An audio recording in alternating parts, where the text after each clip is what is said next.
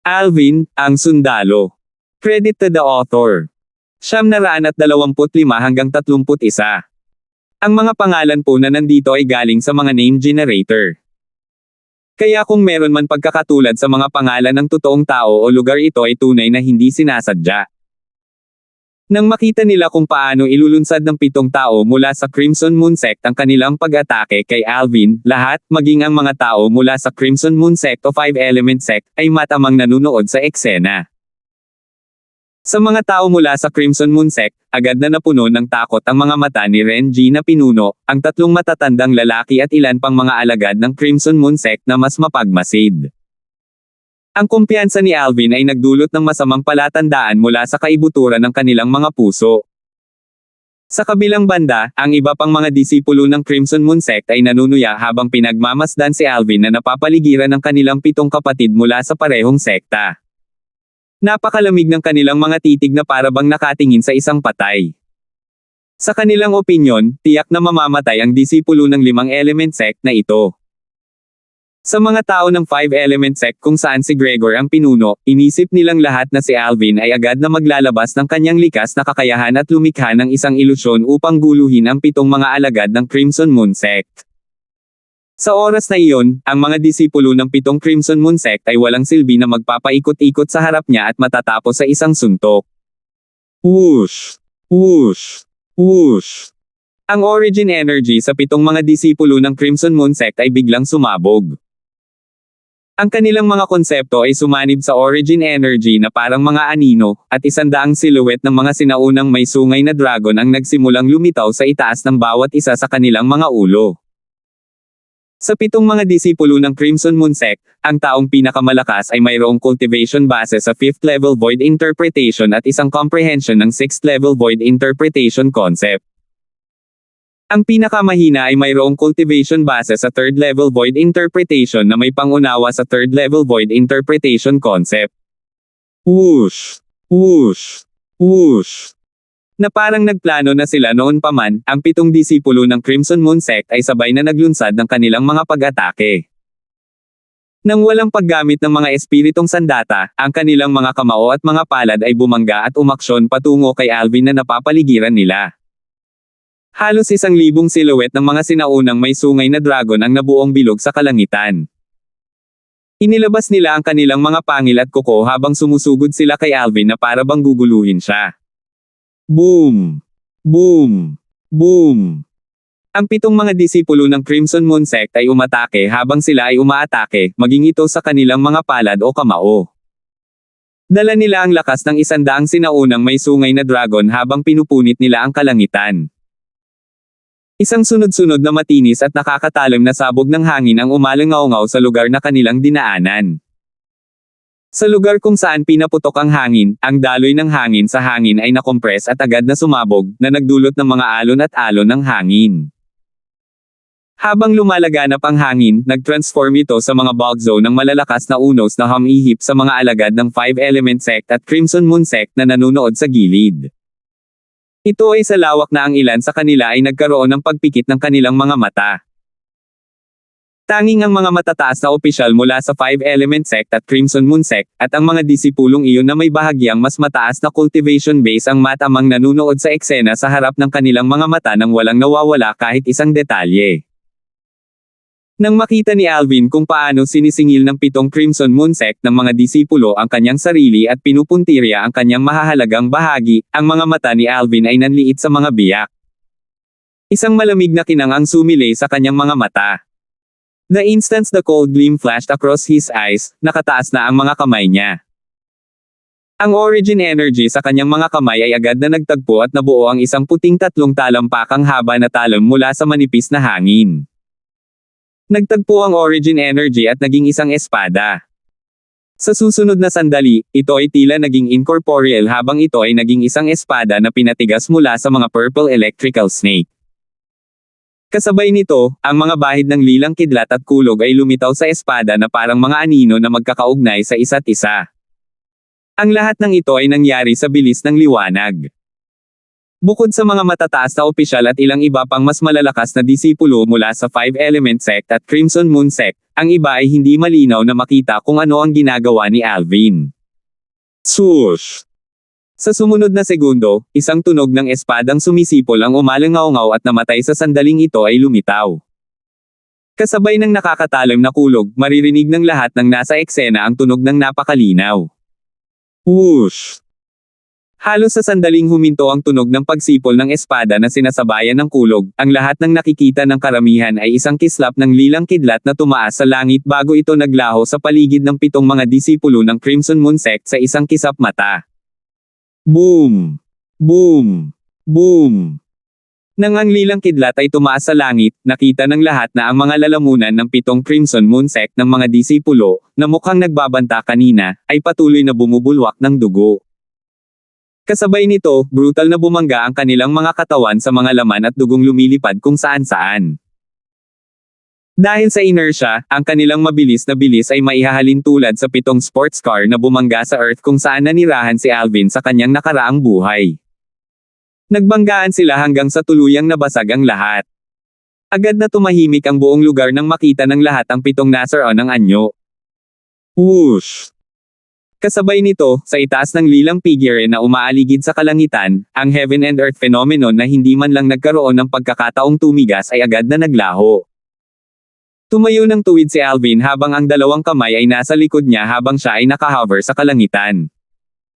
Ang kulay ube na robe sa kanyang katawan ay umihip dahil sa simoy ng hangin, at ang kanyang gwapong mukha ay sobrang lamig. Ang isang pares ng kalmadong mga mata ay direktang nakatingin sa 7 nahulog na katawan na walang kahit anong emosyon. Ang 7 disipulo ng Crimson Moon Sect ay nilipol niya sa pamamagitan lamang ng isang hiwa sa lalamunan.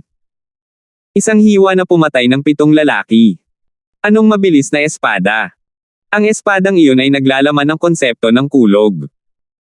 Bagaman ang kanyang pag-atake ay napakaikli, at ang heaven and earth phenomenon ay hindi naging solid sa anyo, ang bilis kung saan siya naglunsad ng kanyang pag-atake kanina ay hindi bababa sa 200 silhouette ng mga sinaunang may sungay na dragon o higit pa. Agad na bumangon ang takot sa matataas na opisyal ng Crimson Moon Sect, kasama si Renji ang sect leader. Kanina, nakita nila ng malinaw sa kanilang mga mata ang pag-atake ni Alvin. Nakita rin nila na sa isang slice lang, patay na lahat ang 7 alagad ng Crimson Moon Sect. Natural, agad nilang gustong lumabas at iligtas sila sa sandaling iyon. Gayunpaman, napansin nila na ang mga matataas na opisyal mula sa 5-element sect ay nakatutok sa kanila ang kanilang mga aura nang sila ay gagawa ng kanilang mga galaw. Alam nila na kapag gumawa sila ng hakbang, pipigilan sila ng mga matataas na opisyal mula sa 5-element sect. Para sa kadahilanang ito, hindi sila makagawa ng anumang hakbang. Sa halip, nakikita lang nila ang sakit habang ang kanilang 7 masiglang Crimson Moon Sect na mga disipulo ay naging 7 sira ang anyo. Paano siya naging makapangyarihan? Napakabata pa niya.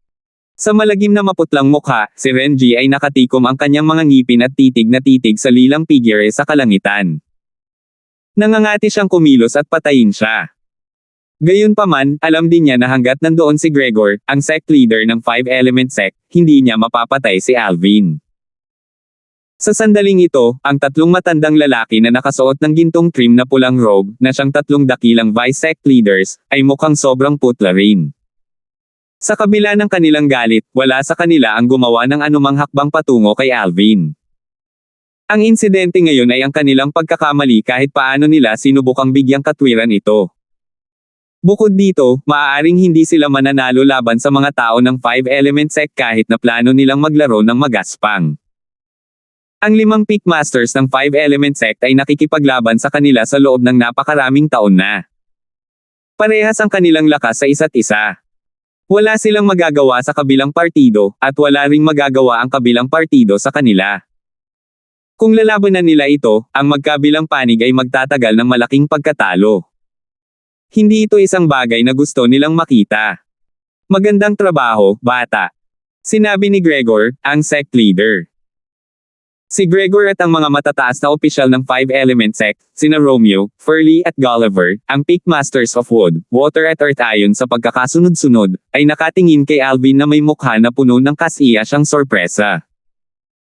Noong una, inakala nilang gagamitin ni Alvin ang kanyang likas na kakayahan para dahan-dahan silang pahirapan hanggang mamatay kapag nakaharap niya ang 7 disipulo mula sa Crimson Moon Sect. Hindi sumagi sa kanilang isipan na pipiliin ni Alvin na gamitin ang pinakasimpleng paraan at patayin sila ng direkta sa pamamagitan lamang ng isang hiwa ng kanyang espada kapag nahaharap sa nagbabantang 7 disipulo mula sa Crimson Moon Sect. Sa sandaling ito, nang makita nila ang maputlang mukha ng mga nakatataas na opisyal ng Crimson Moon Sect, agad na sumili ang mga matingkad na ngiti sa kanilang mga mukha. Humph! Si Baxter, ang Pickmaster ng Fire Pick, ay palihim na bumulong sa kanyang sarili. Bagamat labis niyang ikinatuwa ang pagtatapos na ito, hindi niya maiwasang makaramdam ng dismaya nang maalala niya ang katotohanan na si Alvin ang naglunsad ng pag-atake. Kung ang taong naglipol sa 7 disipulo ng Crimson Moon Sect ay ang kanyang direktang disipulo, si Perry, tiyak na matutuwa siya na tatawa pa siya ng malakas sa kanyang pagtulog. Haha! Alvin! Magaling! Tuwang-tuwa si Dindo habang ipinapatong niya ang kanyang kamao sa hangin. Ngumiti rin si Conrad na nakatayo sa gilid. Ang natitirang mga disipulo ng 5-Element Sect, kasama si Renz, Riza, at Brent, ay may napakatingkad na ngiti sa kanilang mga mukha. Ang tanging exception ay si Perry. Kahit na ang isang pambihirang malabong ngiti ay makikitang naglalaro sa sulok ng bibig ni Chad. Noon, ang 7 mga alagad ng Crimson Moon Sect ay patuloy na pinahiya at kinukutya si Alvin. Tingnan mo kung gaano kahusay ang nangyari sa sitwasyong iyon.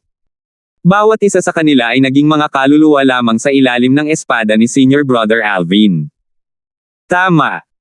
Nang palibutan nila si Senior Brother Alvin, mukhang mayabang sila. Gayunpaman, sa isang kisap mata, wala na silang lahat. Nakakalungkot na mahina pa rin ako kaya hindi ko malinaw na nakita kung paano inilunsad ni Senior Brother Alvin ang kanyang pag-atake. Ang hiwa ng kanyang espada ay napakabilis. Ang mga disipulo ng 5-Element Sect ay masiglang tinatalakay ito. Bawat isa sa kanilang mga mukha ay puno ng masiglang ngiti. Sa sandaling ito, hindi na sila nahahati sa gold, wood, water, fire o earth picks. Sa halip, lahat sila ay kabilang sa isang sekta lamang, ang 5 elementong sekta. Nagbahagi sila ng kayamanan at kalungkutan sa 5 elementong sekta. Taliwas sa pananabik na naramdaman ng mga disipulo ng 5-Element Sect, ang natitirang 13 na mga disipulo ng Crimson Moon Sect ay mukhang sobrang putlo kung ikukumpara. Isang suntok lang at ang 7 disipulo ng Crimson Moon Sect ay agad na pinatay ng isang napakabatang disipulo mula sa 5-Element Sect. Nilipol niya ang 7 lalaki sa pamamagitan lamang ng isang hiwa sa lalamunan. Hanggang ngayon, hindi pa rin sila makapaniwala. Nagtaka pa nga ang ilan sa kanila kung nananaginip nga ba sila, at hindi nila maiwasang iunat ang kanilang mga kamay para kurutin ang sarili nilang mga hita. Ang sakit na nagmula sa kanilang mga hita ay tila nagpapahiwatig na ang lahat ng nangyari kanina ay hindi pa naginip kung tutuusin. Ito ay talagang totoo. Anong mabilis na espada? Senior Brother Quinley, nakita mo ba iyon ng malinaw? Tinanong ng disipulo ng isang Crimson Moon Sect ang isa pang disipulo mula sa parehong sekta sa tabi niya na may masamang tingin sa kanyang mukha. Ang disipulo ng Crimson Moon Sect na kilala bilang Senior Brother Quinley ay may malakas at matigas na katawan na may pares ng hindi makontrol na kilay. Ang kanyang pares ng mga mata ay puno ng sigla habang ang kanyang malamig at malayong mukha ay tila determinado. Ang pambihirang aura na lumalabas sa kanyang buong katawan ay hindi kapantay ng iba pang mga disipulo ng Crimson Moon Sect. Oo, ginawa ko. Ang kanyang cultivation base ay dapat na mas mataas kaysa sa 8th level Void Interpretation. At saka, ang Thunder concept na ipinakita niya kanina ay dapat na nasa 8th level Void Interpretation concept man lang. Tinanggo ni Quinley ang kanyang ulo, at ang kanyang matalim na tingin ay puno ng layuning pumatay. Mula sa simula hanggang ngayon, hindi nito iniwan ang lilang figure sa kalangitan. Para bang hindi na siya makapaghintay na patayin siya gamit ang sarili niyang mga kamay. Senior Brother Quinley, ibig mong sabihin kahit walang spirit weapon, nagagawa niyang ilabas ang lakas ng 200 Ancient Horned Dragons gamit lang ang Origin Energy and Thunder concept niya. Ang alagad ng Crimson Moon Sect na nagtanong kanina ay hindi napigilan ang sarili na mapasinghap sa gulat. Nang walang anumang sandata ng espiritu, mayroon siyang lakas na 200 sinaunang may sungay na mga dragon. Ang isa ay hindi maiwasang manginig sa gayong nakakatakot na lakas. Sect Leader Ren, ikinalulungkot ko na nawala sa iyo ang napakaraming mga batang powerhouses mo na malapit nang pumasok sa lihim na kayamanan ng Martial Emperor. Napangiti si Gregor kay Renji habang nakatingin sa kanya. Gayunpaman, walang bakas ng paghingi ng tawad sa kanyang mukha. Sa halip ay may pangungutya ito. Na may nakakatakot na maputlang mukha, sumagot si Renji sa mahinang boses, Gregor, huwag kang masyadong magmalaki. Ang mga taong pinatay niya ay ilang mas mahihinang disipulo lang na pinadala namin, Crimson Moon Sect. 926. Guru. Sa oras na ito, isang tao, isang lalaking may matibay na katawan, ang lumabas sa Crimson Moon Sect at tumayo sa tabi ni Renji. Malamig na kumikinang ang mga mata ng binata habang nakatitig sa lilang figure sa di kalayuan. Gusto kong makipag-away sa kanya. A life and death battle. Napuno ng sobrang lamig ang boses ng binata na tila ba nahulog sa isang butas ng lasaw ang ibang nakarinig. Ito ay si Senior Brother Quinley. Bago pa makasagot si Renji, ang mga mata ng mga disipulo ng Crimson Moon Sect ay agad na nagliwanag. Habang nakatingin sila sa binata, puno ng pagpupuri ang kanilang mga mata. Si Senior Brother Quinley ay ang ipinagmamalaking disipulo ng sect leader. Siya ay 38 taong gulang pa lamang, at ang kanyang cultivation base ay umabot na sa 9th level Void Interpretation. Ilang sandali lang ang nakalipas, naintindihan niya ang first level Advanced Fire concept pagkatapos lumabas sa Profound Assimilation Foundation. Bukod dito, si Senior Brother Quinley ay nakakaunawa din ng buong lakas ng kanyang espiritu kahit nawala sa second level na si Saber. Umabot sa 350 sinaunang may sungay na dragon. Hehe. Ngayong nakapagdesisyon na si Senior Brother Quinley na kumilos, tiyak na mamamatay ang batang iyon. Well, maliban na lang kung maglakas loob siyang tanggihan ang hamon. Sigurado akong wala siyang lakas ng loob na tanggapin ang hamon. Ang mga disipulo ng Crimson Moon Sect ay ibinaon ang kanilang mga ulo ng magkasama sa isang mainit na pagtatalo. Ang kanilang mga tinig ay kumalat ng walang pagpipigil at umabot sa mga tainga ng mga tao ng 5 elementong sekta, at agad silang namutla. Ang binata na nakatayo sa tabi ni Renji, ang sect leader ng Crimson Moon Sect, ay naintindihan na ang Void Transformation concept. Bukod dito, ang kanyang cultivation base ay nasa 9th level Void Interpretation na. Bukod pa rito, naintindihan din niya ang isa pang konsepto, ang second level Intermediate Saber concept. Ang kanyang origin energy lamang, ang 9th level Void Interpretation ay katumbas na ng lakas ng 120 Ancient Horned Dragons. Ang first level Advanced Fire concept ay katumbas ng lakas ng 200 sinaunang may sungay na dragon. Ang second level Intermediate Saber concept ay katumbas ng lakas ng 30 sinaunang may sungay na dragon. Sa katunayan, ang Quinley na ito ay maaaring magpakawala ng lakas ng 350 sinaunang may sungay na dragon kahit na walang tulong ng anumang espiritong sandata. Ang mga tao ng 5 Element Sect, kabilang si Gregor, ang sect leader ng 5 Element Sect, at ilang Peak Masters, ay agad na naging malungkot. Bagamat alam nila na si Alvin ay isang variant at kayang ibigay ang kanyang likas na kakayahan upang bumuo ng mahiwagang ilusyon na iyon, hindi nila alam kung ang likas na kakayahan na ginawa ng spiritual energy ni Alvin ay maaaring makaapekto sa isang 9th level Void Interpretation martial artist o hindi. Kung hindi siya maapektuhan, si Alvin ay nasa isang hindi magandang posisyon. Pagkatapos ng lahat, ang Alvin na kilala nila ay nakaintindi lamang sa 9th level Intermediate Thunder concept at 3rd level Intermediate Wind concept. Pagdating sa tunay na lakas, hindi siya katapat nitong si Quinley, ang mapagmataas na disipulo ng sect leader ng Crimson Moon Sect. Nang personal na hiniling ni Quinley na hamanin si Alvin, medyo nalungkot pa rin ang mukha ni Renji habang maingat niyang pinag-aralan ang mga pagbabago sa mga mukha ng matataas na opisyal ng 5 Element Sect, kabilang si Gregor, ang sect leader ng 5 Element Sect. Ito ay dahil hindi niya alam kung ang disipulo ng 5 Element Sect na iyon ay nagbigay ng lahat o hindi noong pinatay niya ang 7 mga disipulo ng Crimson Moon Sect kanina. Bago niya mahawakan ang background ng kabilang partido, hindi niya hahayaang ang kanyang pinakamahalagang alagad ay magsagawa ng ganoong panganib. Gayunpaman, sa sandaling makita niya ang mga ekspresyon ni Gregor at ang iba pa ay naging nagtatampo, nalaman niya kaagad na hindi inakala ni Gregor at ng iba pa na matatalo ni Alvin ang kanyang disipulo. Ha. Good. Good. Agad namang humagalpak ng tawa si Renji.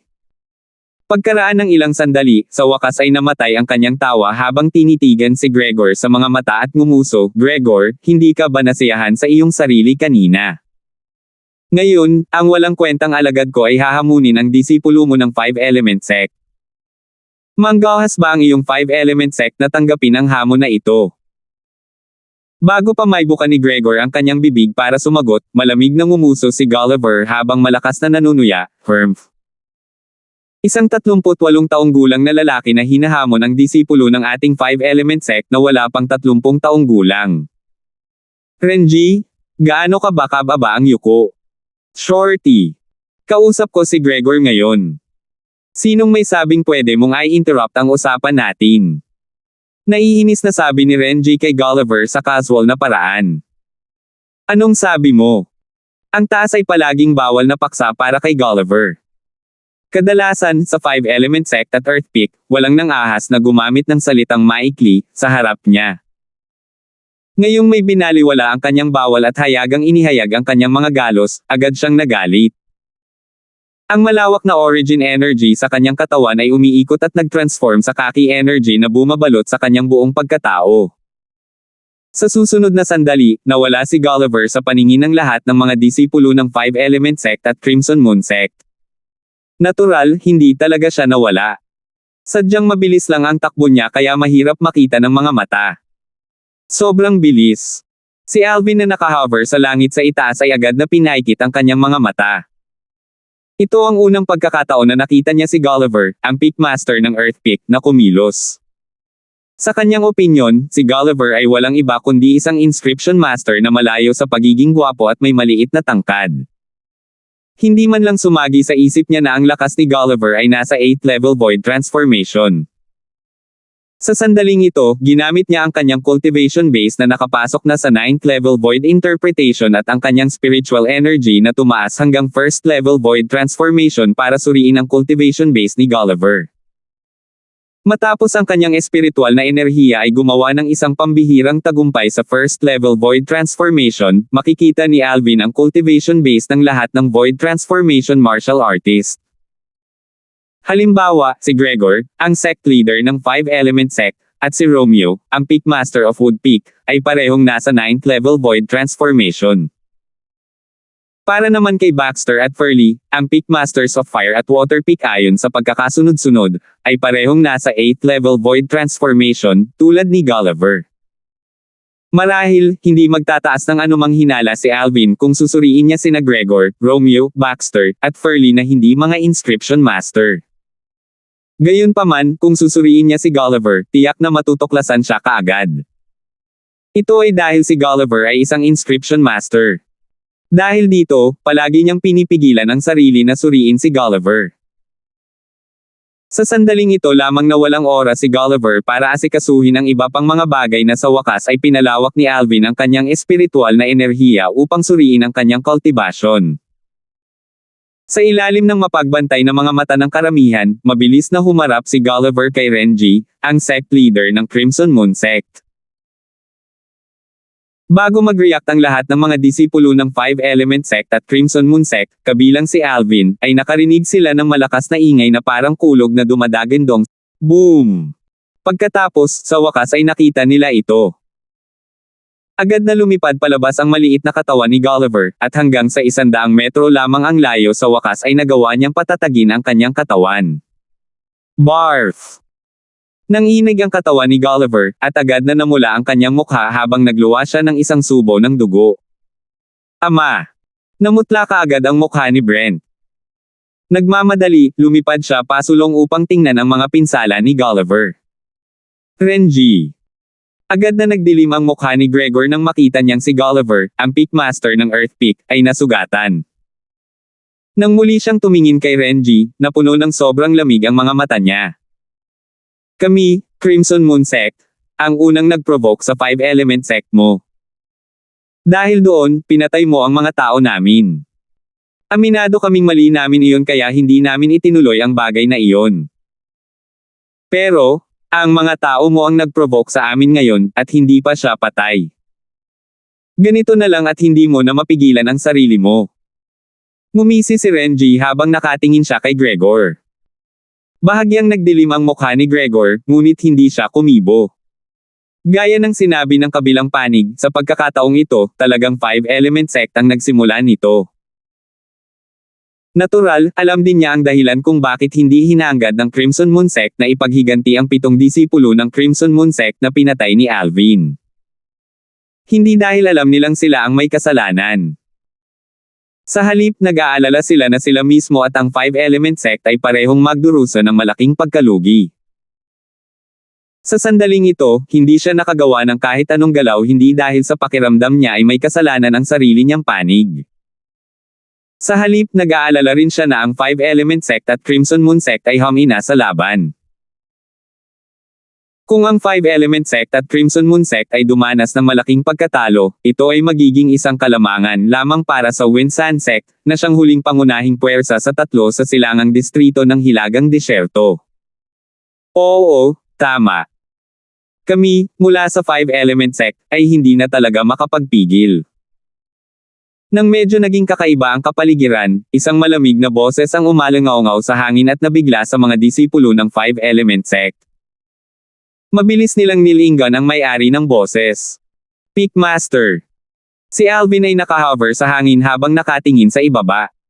Nakita niya na ang taong nagsalita ay walang iba kundi si Romeo, ang Peakmaster ng Woodpeak. Tumayo si Romeo at walang takot na tumingin kay Renji sa mga mata. Romeo. Ano? Naghilom na ang injury from 20+ years ago. Tumingin si Renji kay Romeo at minisyon, Romeo, noong panahong iyon, malawak kang kinikilala sa silangang distrito ng Hilagang Disyerto bilang isang henyong martial artist na mahirap makuha sa bawat 100 taon. Dumating sa punto na maraming tao ang nagsabi na ikaw ang naging unang martial monarch sa silangang distrito ng Hilagang Disyerto mula sa 100 taon na ang nakakaraan, sa kasamaang palad, mahigit 100 taon na ang nakalipas. Fully healed yet right? I'm sure hindi ka na kasing lakas ng 20 taon na nakalipas kung hindi ka nasugatan 20 taon na ang nakalipas, malamang na matatakot ako sa iyo, gayunpaman, sa paningin ko, wala kang pinagkaiba sa pandak na iyon. Nang makarating si Renji sa dulo ng kanyang pangungusap, muli niyang sinulyapan si Gulliver na kababalik lang upang tumayo sa likuran ni Gregor. Sa loob ng ilang sandali, labis na nagalit si Gulliver kaya't samukha siya ng isa pang subo ng dugo. Ang mukha ni Brent, na umalalay kay Gulliver, ay agad na nagdilim habang tinitigan ng masama si Renji. Sa sandaling ito, kinasusuklaman niya ang kanyang sarili dahil sa pagiging mahina at hindi niya nagawang ipaghiganti ang kanyang ama. Whoosh! Nang marinig ang mga salita ni Renji, lahat ng mga disipulo ng Five Element Sect at Crimson Moon Sect, kasama si Alvin, ay ganap na natulala. Agad na bumagsak ang kanilang mga mata kay Romeo. Hindi man lang sumagi sa isipan nila na ang nasa katanghaliang gulang na lalaking ito na nakatayo sa harapan nila ay talagang may napakagandang nakaraan. Ang henyong martial artist na mahirap makuha tuwing 100 taon sa silangang distrito ng Hilagang Disyerto. Ang taong malawak na kinikilala bilang may potensyal na maging unang martial monarch sa silangang distrito ng Hilagang Disyerto sa loob ng 1,000 taon. Hindi ko alam na may ganoong klase ng nakaraan si Peakmaster, hindi napigilan ni Alvin na mapabuntong hininga. Sa totoo lang, hindi lang si Alvin, ang grupo ng mga disipulo ni Woodpeak, kasama sina Dindo at Conrad, ang hindi napigil ang mapabuntong hininga din. Wala rin silang alam tungkol sa nakaraan ni Romeo. Bakit hindi ka pumunta at subukan ito para sa iyong sarili upang makita kung ako ay malakas pa rin tulad ng ako ay 20 taon na ang nakaraan? Si Romeo, na nasa limelight, ay nagsalita ng mahina. Sa sandaling lumabas ang mga salitang ito sa kanyang bibig, nawala siya sa manipis na hangin sa harap ng mga mata ng mga disipulo ng Five Element Sect at Crimson Moon Sect, kabilang si Alvin. Ang bilis ay napakabilis na nakakakilabot. Ha! Sa sandaling ito, ang mukha ni Renji, ang sect leader ng Crimson Moon Sect, ay agad na naging malungkot na parang may napansin siya. Biglang bumungad sa mukha niya ang takot. Sa sandaling nagbago ang kanyang ekspresyon, nawala ang kanyang buong pagkatao sa harap ni Alvin at ng iba pa. 927.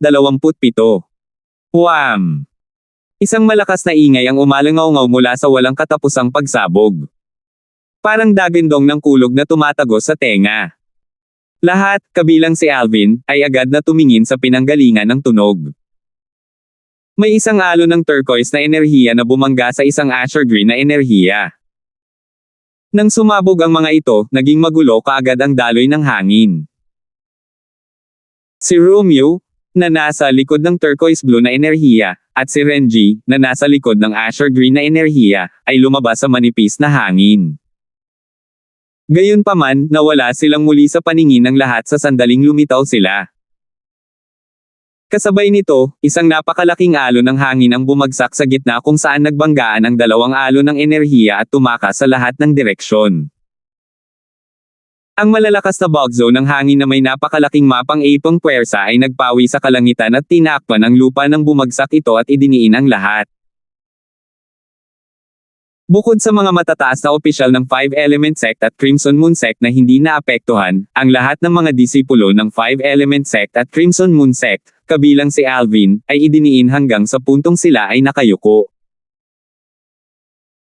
Ang ilan sa Five Element Sect at ang mga disipulo ng Crimson Moon Sect na may mas mababang cultivation base ay biglang bumaba ng 100 metro bago sila tuluyang tumigil sa kanilang mga truck at pumailang pabalik sa kalangitan laban sa malakas na agos ng hangin. Napakalakas ng puwersa.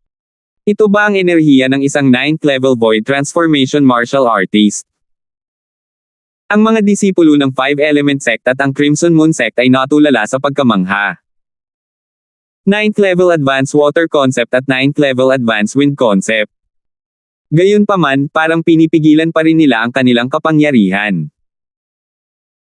Bagamat hindi niya malinaw na nakikita ang mga galaw ni Romeo at Renji, si Alvin, na nagtataglay ng mga alaala ng dalawang reinkarnasyon ng Martial Emperor, ay may magaspang na ideya kung ano ang nangyari nang magbanggaan ang dalawang alon ng enerhiya kanina.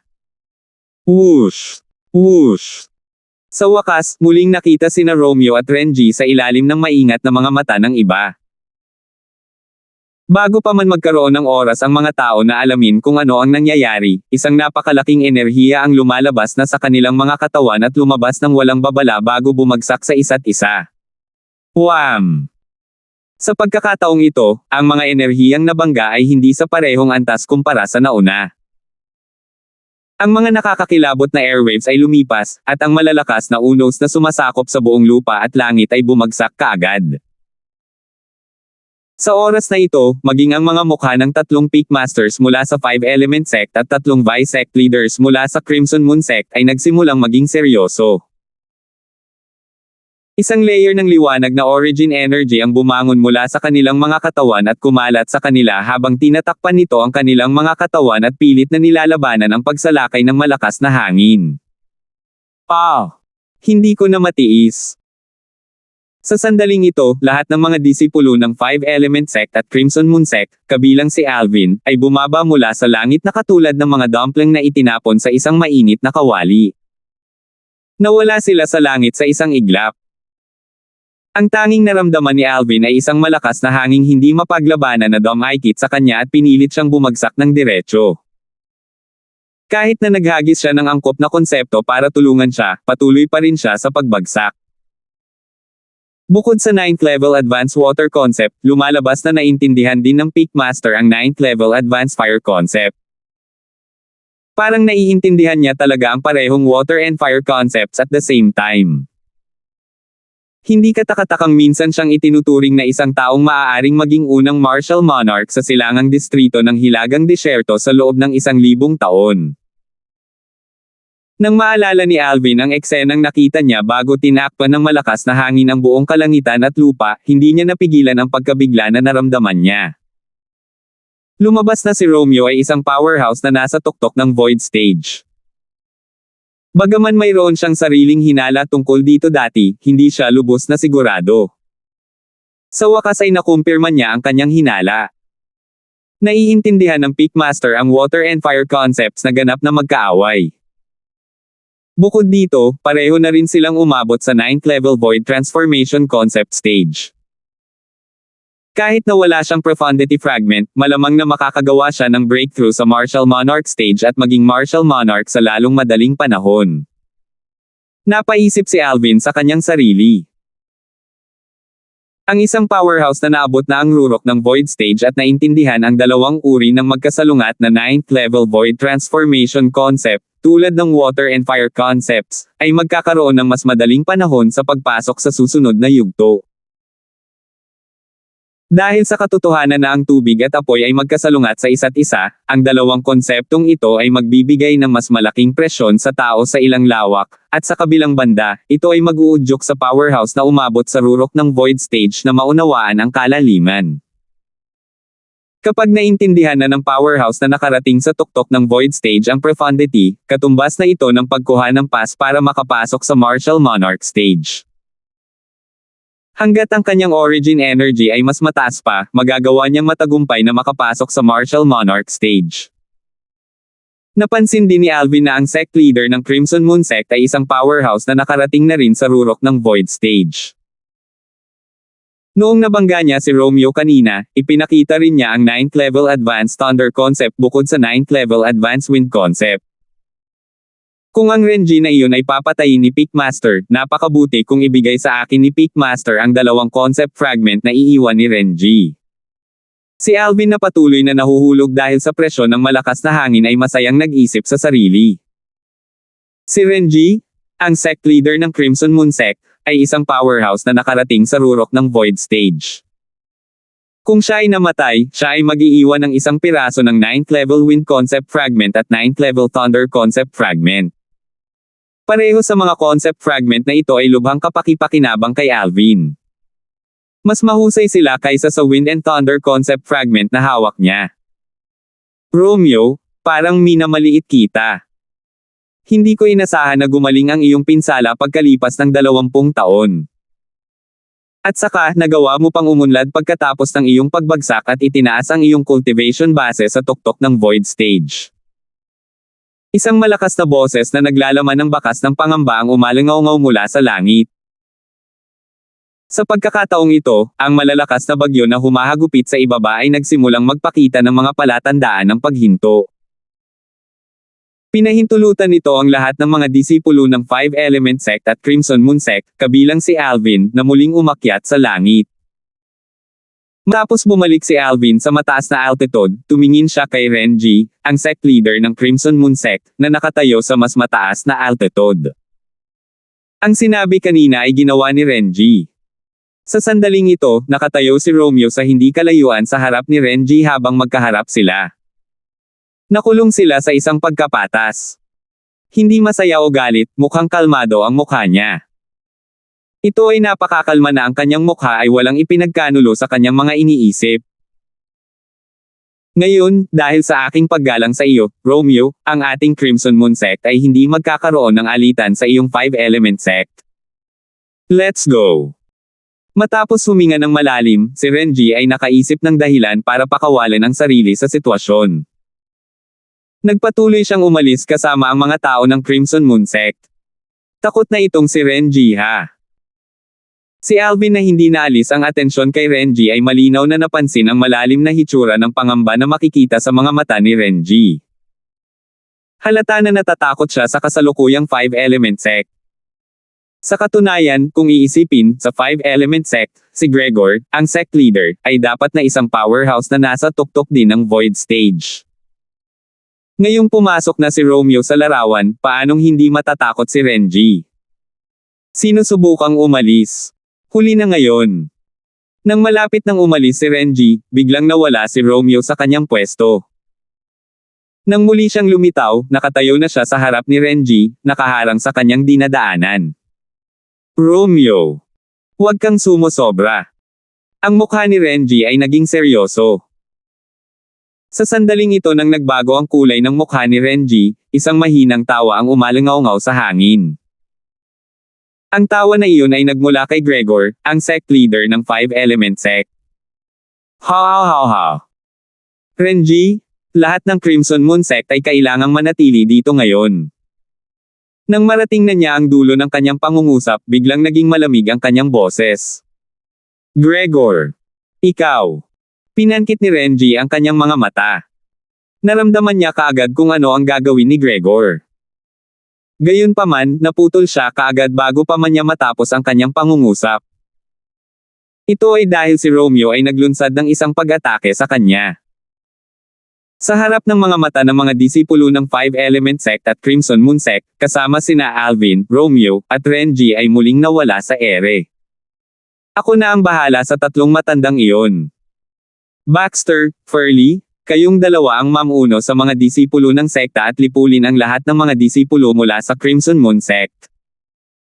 Gulliver, responsibilidad ninyong protektahan ang kapakanan ng mga disipulo ng sekta. Ang malakas at malinaw na boses ni Gregor ay umalangaw-ngaw sa hangin na parang kulog habang ipinapasa niya ang kanyang mga utos. Ngayon, puputulan natin ang apat na pinakamahalagang haligi at ang lahat ng mga magiging haligi ng Crimson Moon Sect. Pagbalik natin, pupunta tayo sa base ng Crimson Moon Sect at tuluyang lipulin ang mga ito mula sa silangang distrito ng Hilagang Disyerto. Isang madugong patayan ang ipinahiwatig sa mga salita ni Gregor. Napakalinaw ng kanyang intensyon. Ngayon, lahat ng mula sa Crimson Moon Sect ay mananatili rito. Nang marinig ang mga salita ni Gregor, agad na nagliwanag ang mga mata ng lahat mula sa Five Element Sect. Crimson Moon Sect ay mapapahamak. Bulong ni Alvin sa sarili. Para naman sa tatlong Vice-Sect leaders at sa 13 natitirang disipulo mula sa Crimson Moon Sect, kasama na si Quinley, agad na bumalatay sa kanilang mga mukha ang takot.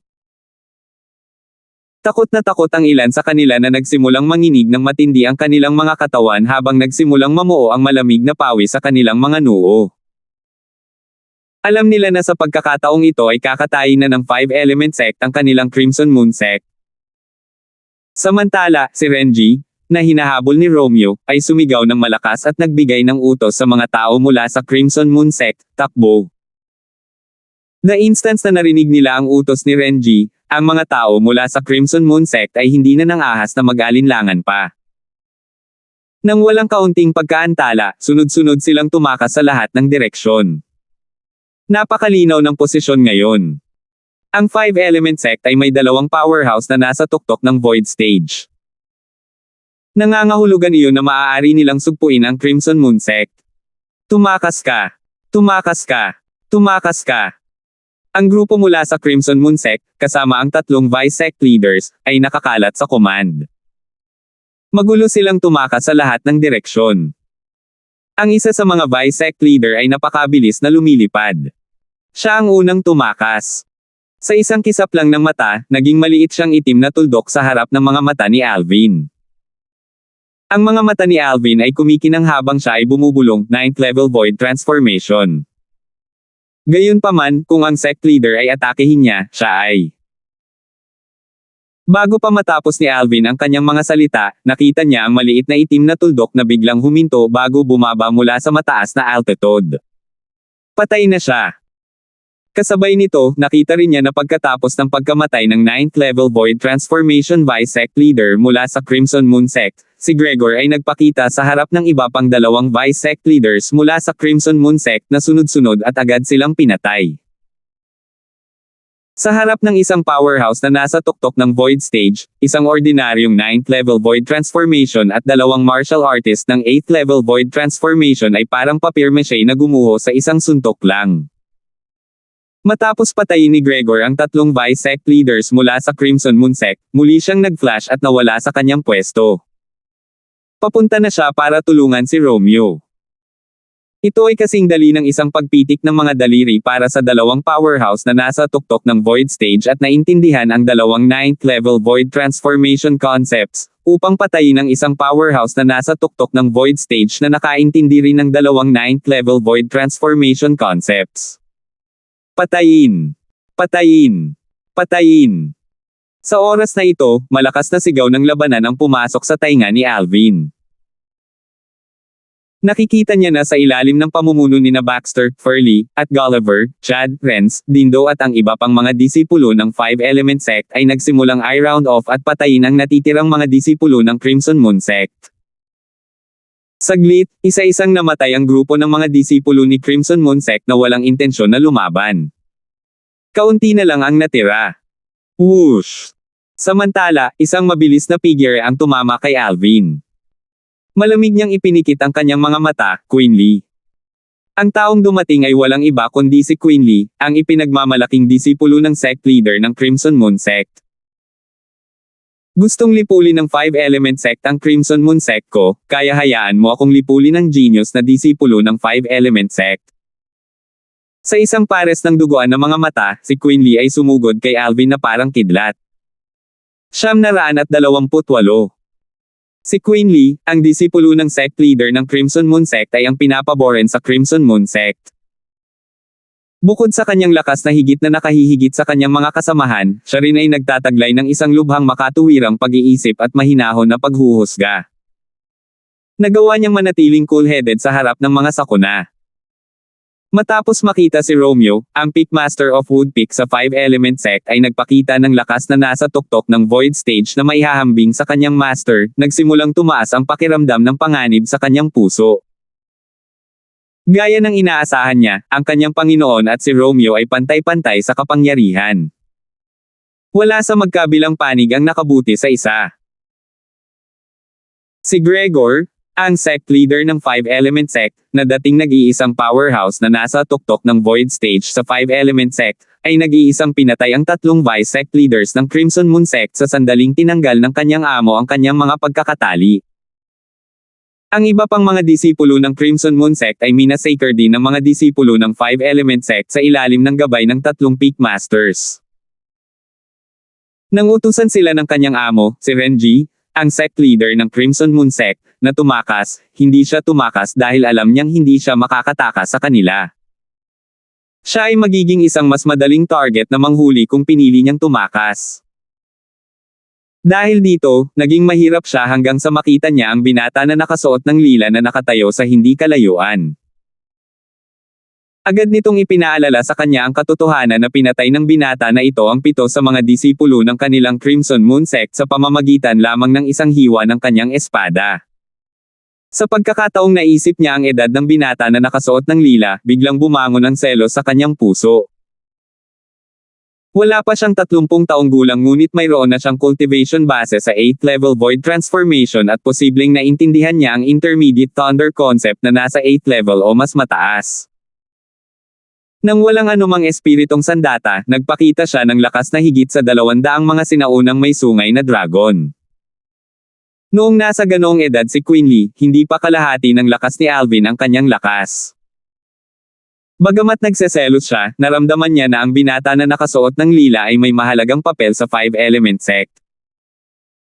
Siya dapat ang pangunahing paksa ng paglilinang sa 5 elementong sekta o marahil, ang susunod na sect leader ng Five Element Sect.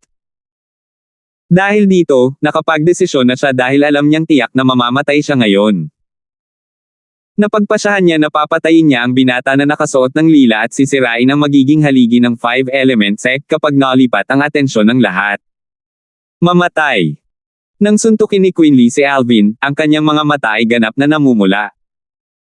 Isang espiritong saber ang lumitaw sa kanyang kamay mula sa manipis na hangin. Ang naglalagablab na apoy ay bumangon mula sa sable habang ito ay naging isang flaming saber na nagmula sa isang alon ng mabangis na aura. Whoosh! Ang Heaven and Earth energy ay umiikot sa kalangitan, at ang Heaven and Earth phenomenon ay mabilis na naging solid sa anyo. 440 silhouette ng mga sinaunang may sungay na dragon ang nagpakita ng kanilang mga ngipin at pangil kay Alvin. Parang dudurugin na siya ng mga ito nang magsawa sila sa kanya ng may pananakot. Si Quinley ay isang martial artist sa 9th level Void Interpretation.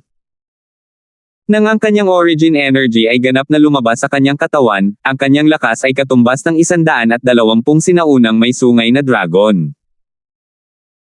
Ang Spirit Saber sa kanyang kamay ay isang Grade 2 Spirit Weapon, mapapalakas nito ang 80% ng origin energy ng may-ari na katumbas ng 70 sa mga sinaunang may sungay na dragon. Ang 9th level intermediate fire concept ay katumbas ng lakas ng 100 sinaunang may sungay na dragon habang ang 2nd level intermediate saber concept ay katumbas ng lakas ng 30 sinaunang may sungay na dragon. Nang ilabas ni Quinly ang kanyang buong lakas ng walang anumang pag-aalinlangan, ang kanyang lakas ay magiging katumbas ng higit sa 440 sinaunang may sungay na mga dragon. Swish! Ang naglalagablab na saber sa kamay ni Quinly ay matulin at magaling sa paghiwa-hiwain nito sa kalangitan at sumusugod kay Alvin na parang anino. Nagsimula ang mga pagsabog sa lugar na dinaanan nito, at patuloy itong sumasabog sa mahabang panahon. Ang mga alon ng mainit na aura ay humampas sa lahat ng direksyon at napalitan ng mga bulk zone ng mainit na hangin. Ito ay pumutok at marami sa mga tao ng 5-element sect ang kinilig saglit bago nila tuluyang napagtanto ang nangyayari. Shit! Si Quinly iyon. Sinusubukan niyang patayin si senior brother Alvin. Sigaw ng isa sa mga disipulo ng 5-element sect na pinakamabilis na sumagot. Agad na bumungad sa akin ang takot sa 2 peak masters at 18 disipulo ng 5-element sect. Alvin. Si Dindo nakakapatay lang ng isang disipulo ng Crimson Moon Sect ay agad na lumingon kay Alvin sa sandaling marinig niya ang sigaw na iyon. Ang pagkakataon na nakita niya na ang flaming blade ni Quinly ay isang talampakan lamang ang layo mula kay Alvin, ang kanyang mukha ay namutla kaagad. Shit! Hindi ko napansin ang Quinly na iyon. Maliban kay Baxter, ang Pickmaster of Firepeak, na may malamig na tingin sa kanyang mukha, ang mga mukha ni na Furley at Gulliver, ang Pickmasters of Water at Earthpeaks ayon sa pagkakasunod-sunod, ay naging libingan din nang makita nila ito. Gayunpaman, huli na ang lahat kahit na gusto nilang iligtas siya. Ang flaming saber ni Quinly ay malapit nang mahulog kay Alvin. Alvin. Ang Niger Twins, Ryza, Gulliver, at ang iba pa sa mga disipulo ng 5-element sect ay lumukso. Sa sandaling ito, maaari lamang silang umasa na ang likas na kakayahan ni Alvin ay gagana kay Quinly. Kung hindi, tiyak na mamamatay siya. Alvin, ipaghihiganti ko ang 7 kong kapatid ng Crimson Moon Sect na namatay ngayon. Ipaghiganti ang Crimson Moon Sect. Ang pagpatay sa iyo ay katumbas ng pagputol sa braso ng 5-element sect. Nang si Quinly ay umaakyat kay Alvin, ang kanyang voice transmission ay tumusok sa mga tainga ni Alvin. Sumigaw siya sa sobrang galit, at naging sanhi ito ng pagyanig ng eardrums ni Alvin dahil sa matinding panginginig ng boses. Agad na pinaikit ni Alvin ang kanyang mga mata nang makita niya ang flaming blade na mabilis na papalapit sa kanya. Ang flaming blade na ito na napakabilis na tumingin sa iba ay mukhang napakabagal sa kanyang mga mata. Napakabagal kaya nagkaroon pa siya ng oras at mood na tumugon sa voice transmission ni Quinly. Sa lakas lamang ng 440 sinaunang may sungay na dragon, talagang nagtataka ako kung saan mo nakukuha ang iyong kumpiyansa. Ang mahinahong voice transmission ni Alvin ay pumasok sa tenga ni Quinly at bahagyang nagdilim ang kanyang mukha. Nambobola ka lang. Umungol si Quinly. Ang naglalagablab na apoy sa flaming saber sa kanyang kamay ay sumabog at binalot si Alvin mula sa itaas. Kung talagang dumampi sa kanya ang apoy na ito, tiyak na mamamatay siya, kung hindi mapilayan. Swoosh! Ang naglalagablab na saber ay tumusok sa hangin at tumama sa kanya na parang ang brush ng Diyos ay gumuhit ng walang hangganang apoy na bumabalot kay Alvin. Senior Brother Alvin. Nang makita ng lahat na si Alvin ay natatakpan ng walang hanggan na apoy mula sa flaming saber, marami sa mga disipulo ng 5-element sect ay hindi naiwasang pumikit kaagad. Tumanggi silang panoorin ang kanyang dugo na tumalsik sa buong lugar. Gayunpaman, sa susunod na sandali, ang tunog mula sa sunod-sunod na pagsabog na pinalabas ng flaming saber ay biglang tumigil. Nagtataka, muli nilang binuksan ang kanilang mga mata. Nang tumingin sila sa malayo ay agad na nanliit ang kanilang mga mata. Agad na bumalatay sa kanilang mga mukha ang kawalan ng paniwala. Parang ngayon lang sila nakakita ng isang bagay na hindi malilimutan sa buong buhay nila. Ay ito. Mula kay Baxter, Furley, Gulliver, ang Peak Masters of Fire, Water, and Earthpeaks, hanggang sa mga disipulo ng 5-element sect tulad ni Dindo, Conrad, ang Niger twins, Riza, at Brent, lahat sila ay nakatingin sa pagkataranta habang nakanganga ang kanilang mga bibig. Kabutihan. Anong nasaksihan lang nila? Sa di kalayuan, nandoon pa rin si Quinley, at naroon pa rin ang Flaming Saber. Gayunpaman, ang malaking wildfire na sinamahan ng paghiwa ng galaw ng Flaming Saber ay kasalukuyang pinipilit pabalik sa pamamagitan ng isang blood-curdling force na umakyat sa langit. Ito. Sa parehong oras, sina Gregor at Romeo, nakakapatay lang kay Renji, ang sect leader ng Crimson Moon Sect, sa pamamagitan ng pagsanib ng kanilang puwersa, ay nasaksihan din ang eksenang ito. Agad silang napatulala. Sa ilalim ng mapagbantay na mga mata ng iba, ang binata na nakasuot ng lila ay nakatayo lamang roon kasama ang kanyang kulay ube na robe na tila nag-transform sa mga lilang apoy na lumilipad sa mahinang simoy ng hangin. Sa sandaling ito, ang mga bugzo ng enerhiya ng kaki ay tumaas mula sa paligid ng lilang apoy, at sa enerhiya ng kaki, may mga bahid ng kidlat na kahawig ng mga lilang ahas ng kuryente na naglalabas ng nagbabantang aura. Bukod dito, may isa pang alo ng matalim na aura na bumangon mula sa lilang apoy. Mula sa malayo, ito ay tila isang dambuhalang espada na tumulak sa kalangitan na may maliliit na parang bituin at hugis espada na enerhiya sa paligid nito. Gayunpaman, wala sa mga ito ang nakakuha ng atensyon ng karamihan. Ang nakatawag pansin sa kanila ay ang kamay ng binata na nakasuot ng lila na nakataas sa langit. Ang kamay niya ay diretso sa harap ng kanyang mga kilay. Ang naglalagablab na Flaming Saber na napakalapit sa kanya ay ikinulong sa pagitan ng dalawa niyang daliri. Kinuha niya ang hubad na talon gamit lamang ang kanyang mga kamay. Ang mga disipulo ng Five Element Sect na nanunood sa gilid ay agad na nakaramdam ng panginginig mula sa kanilang mga ulo. Kay nakuha ba ni Senior Brother Alvin ang suntok na iyon mula sa Spirit Saber ni Quinley gamit ang kanyang mga kamay? Si Quinley ay isang martial artist ng 9th level Void Interpretation, at ang Spirit Saber sa kanyang kamay ay isang Grade 2 Spirit Saber. At saka, naintindihan na niya ang 9th level Intermediate Fire Concept at 2nd level Intermediate Saber Concept. Kapag inilabas niya ang kanyang buong kapangyarihan, katumbas ito ng lakas ng higit sa 440 na sinaunang dragon na si Ling. At nablock na ni kapatid na lalaki ang lahat. At ito ay gamit lamang ng 2 daliri.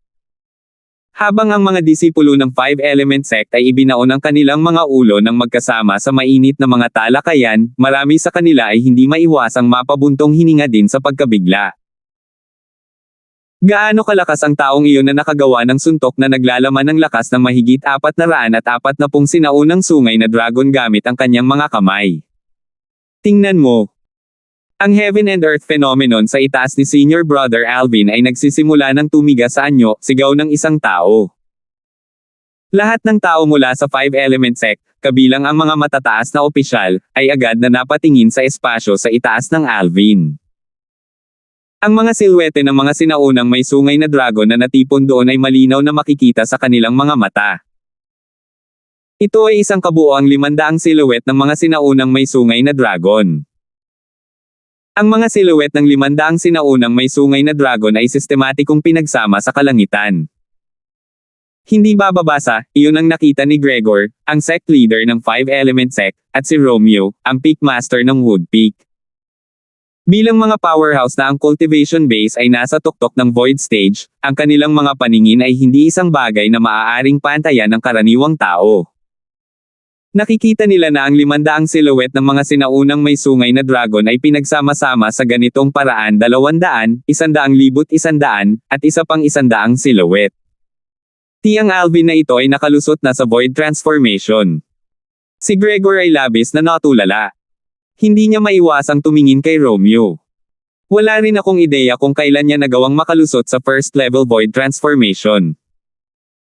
Sa totoo lang, ang 2 spirit fruit lang na iyon ay hindi sapat para sa kanya na gumawa ng napakalaking paglukso mula sa 7th level void interpretation hanggang sa first level void transformation, umiling si Romeo.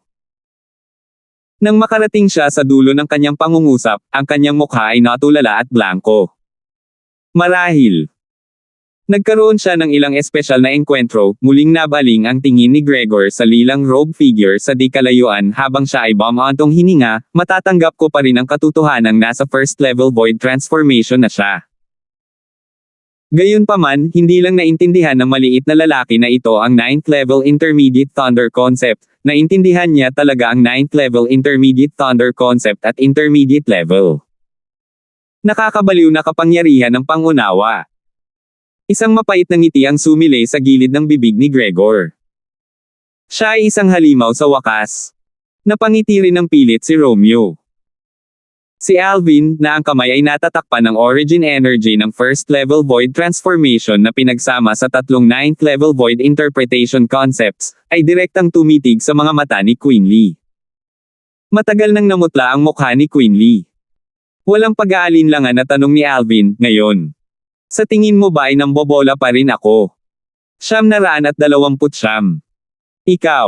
Ikaw. Nang marinig ang mga salita ni Alvin, nanambalik ang katinoan ni Quinley.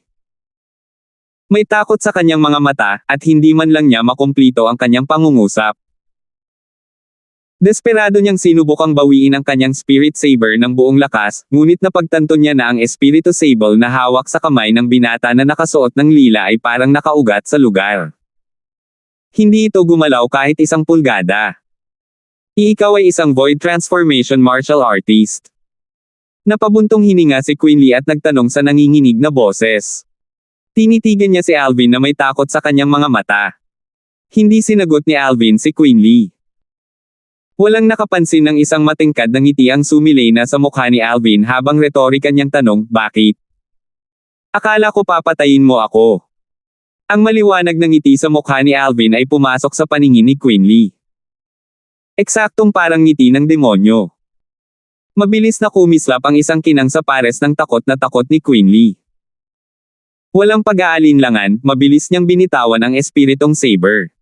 Whoosh! Matapos iwanan ni Quinley ang Grade 2 Spirit Saber, agad siyang tumalikod at tumakas. Ang bilis niya kasing kidlat. Kahit na ang silhwete ni Quinley ay unti-unting lumayo, si Alvin ay patuloy na nakatayo sa parehong lugar na tila walang planong humabol. Ang kamay na nakahawak sa Spirit Saber gamit ang dalawang daliri ay nakahawak na ngayon sa Spirit Saber gamit ang buong palad niya habang marahan niyang tinitimbang. Bakit hindi siya hinabol ni Senior Brother Alvin? Maaaring si Senior Brother Alvin ay nagpasya na hayaan na lang siya ng ganoon. Marami sa mga disipulo ng Five Element Sect ang naguguluhan. Sa kabaligtaran, ang mga matataas na opisyal mula sa Five Element Sect ay itinoon ang kanilang mga tingin sa Spirit Saber na hawak sa kamay ni Alvin na para bang sila ay hinihigop sa kanilang mga iniisip. Iyon ang second grade Spirit Saber na naiwan ni Quinley. Sa ilalim ng mapagbantay na mga mata ng karamihan, si Alvin ay nagpatuloy sa kanyang pagkilos. Bigla niyang itinaas ang kamay na nakahawak sa Grade 2 Spirit Saber at iginuhit iyon sa likod. Tulad ng isang higanteng busog, ito ay nakaunat ng mahigpit hanggang sa kanyang limitasyon hanggang sa ang mga kalamnan ng kanyang likod ay nagsimulang bahagyang manginig. Sa lalong madaling panahon, isang layer ng Kaki energy ang tumakip sa Grade 2 Spirit Saber at mga bahid ng purple na kidlat ang nakapalibot dito. Ang mga pagsabog ng matalim na aura ay lumabas din sa Espiritu Saber. Whoosh! Ang napakatahimik na 500 sinaunang may sungay na mga silhwete ng dragon sa itaas ni Alvin ay biglang umikot. Ang isa pang 150 silhouette ng mga sinaunang may sungay na dragon ay lumitaw mula sa manipis na hangin sa tabi ng 500 sinaunang may sungay na mga dragon. Iyon ang boost mula sa Grade 2 Spirit Saber. Patayin! Agad na naging seryoso ang tingin ni Alvin. Inihagis niya sa kanyang kamay ang Grade 2 Spirit Saber na naglalaman ng kanyang buong lakas. Tulad ng isang palaso na ipinutok mula sa isang malakas na busog, ang bilis nito ay napakabilis na ito ay lubos na nakakagulat. Whoosh! Ang Grade 2 Spirit Saber ay mabilis na pumutok. Habang inihagis ito, mahigit 650 silhouette ng mga sinaunang may sungay na dragon sa hangin ang sumugod pasulong. Mas mabilis pa ito kaysa kay Quinley na tumakas ng maaga. Habang tumatakas si Quinley, pinakilos niya ang Heaven and Earth energy sa itaas ng kanyang ulo. 350 silhouette ng mga sinaunang may sungay na dragon ay agad na lumitaw mula sa manipis na hangin. Sa sandaling ito, bukod sa buong lakas ni Alvin, ang Grade 2 Spirit Saber na inihagis palabas ay naglalaman ng dagdag na lakas mula sa Grade 2 Spirit Saber mismo. Binigyan nito ang saber ng bilis na 2 beses na mas mabilis kaysa kay Quinly. Madaling maisip ng isa ang kinalabasan ng gayong puwang sa kanilang enerhiya. Sa ilang sandali lang, naabutan ng Grade 2 Spirit Saber si Quinly bago ito tumusok sa kanyang katawan mula sa likuran. Ang saber ay pumasok sa kanyang katawan na puti ang kulay at lumabas na ganap na pula. Malinis nitong tinusok ang katawan niya, dead on the spot. Napakalakas ni Senior Brother Alvin. See? I told you so. Paano kayang pabayaan ni Senior Brother Alvin si Quinly? Lumalabas na hindi man lang siya mapakali na habulin si Quinly mismo. Ang kailangan lang niyang gawin ay itapon ang saber para patayin siya. Dati, may sinabi si Quinly tungkol kay Senior Brother Alvin bilang isang Void Transformation martial artist, tama ba? Nang ihagis ni Senior Brother Alvin ang Grade 2 Spirit Saber kanina, ang Heaven and Earth phenomenon sa itaas ng kanyang ulo ay may karagdagang 150 silhouette ng mga sinaunang may sungay na dragon.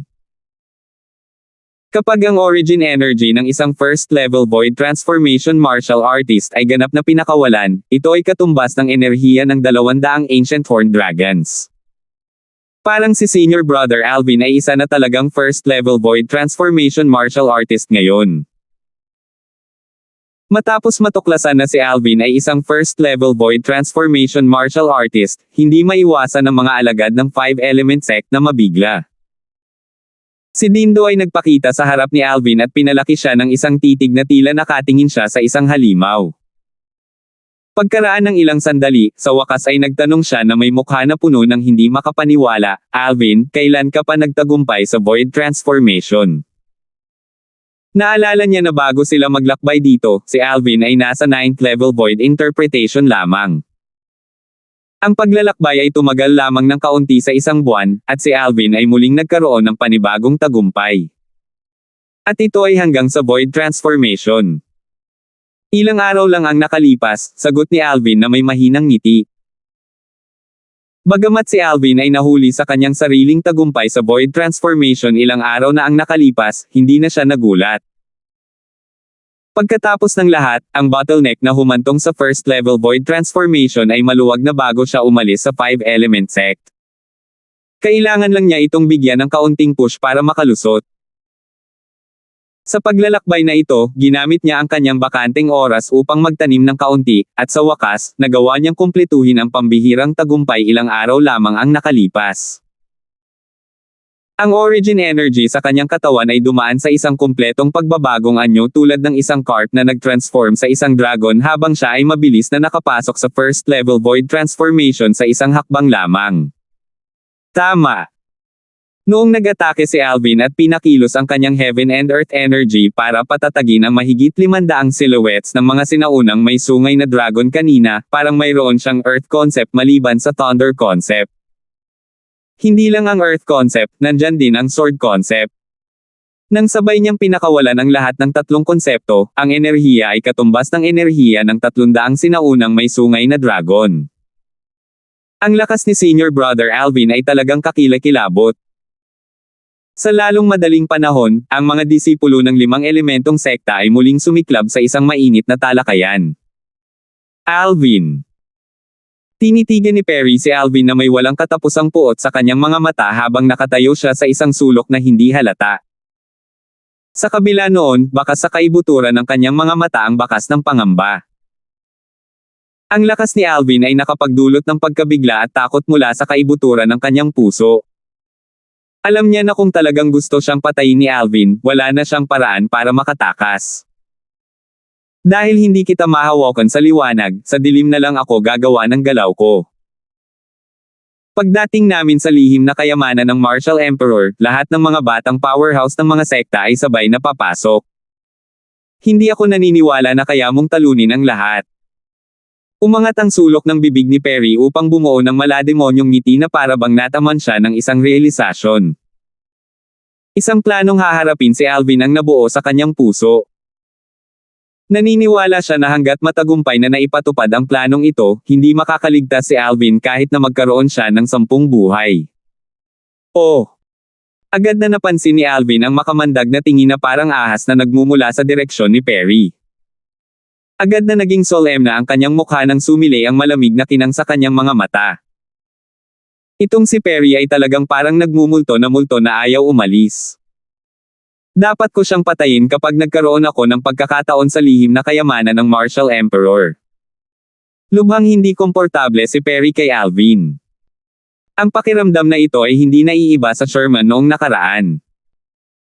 Bagamat ang ganitong uri ng tao ay maaaring walang magawa sa kanya sa liwanag, mahirap pa rin para kay Alvin na bantayan siya ng epektibo kung ang ganitong uri ng tao ay magpasya na gumawa ng anuman sa kanya sa dilim. Agad na hinatulan ni Alvin ng kamatayan si Perry sa kanyang puso.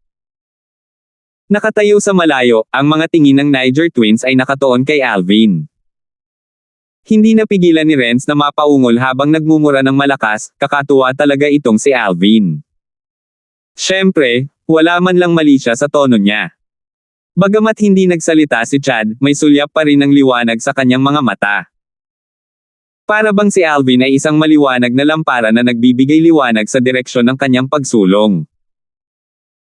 Dahil ang Alvin na ito ay nakakagawa ng isang pambihirang tagumpay sa Void Transformation, nangangahulugan ito na dapat ay naintindihan niya ang kahit isang Void Transformation concept. Habang ang mga disipulo ng 5-Element Sect ay namangha sa lakas ni Alvin, hindi maiwasan ng mga senior officials ng 5-Element Sect na alalahanin ang 3 konsepto na ipinakita ni Alvin kanina. Wala sa 3 konsepto ang nasa Void Transformation concept. Kung hindi, ang lakas ni Alvin ay hindi lamang nasa 500 sinaunang may sungay na dragon. Sa sandaling ito, sila ay tinamaan ng isang nakakagulat na realisasyon. Si Alvin ay nagtatago pa rin ng Void Transformation concept. Sina Baxter, Furley, at Gulliver, ang Peak Masters of Fire Peak, Water Peak, at Earth Peak, ay nagpalitan ng tingin sa isa't isa. Kitang-kita ng bawat isa sa mga mata ng isa't isa ang pagtataka. Agad na namutla ang mukha ni Baxter dahil sa gulat. Sa huli, huminga siya ng malalim na para bang may pinag-isipan siya. Perry. Agad niyang tiningnan ang kanyang direktang disipulo, si Perry, at sinabi ng may matinding boses sa pamamagitan ng voice transmission, mula sa sandaling ito, kalimutan ang lahat ng awayan sa pagitan mo at ni Alvin. Hindi mo siya dapat guluhin. Si Perry, na ipinagmamalaki pa rin sa sarili niyang plano, ay natigilan sandali nang marinig niya ang voice transmission mula kay Baxter. Bago pa siya magkaroon ng oras para tumugon, ang boses ni Baxter ay patuloy na pumapasok sa kanyang tainga, sinala ko na itong si Alvin ay nagtatago pa rin ng kanyang tunay na lakas noong siya ay naglunsad ng kanyang pag-atake kanina. Malamang na naintindihan niya ang isa pang Void Transformation concept.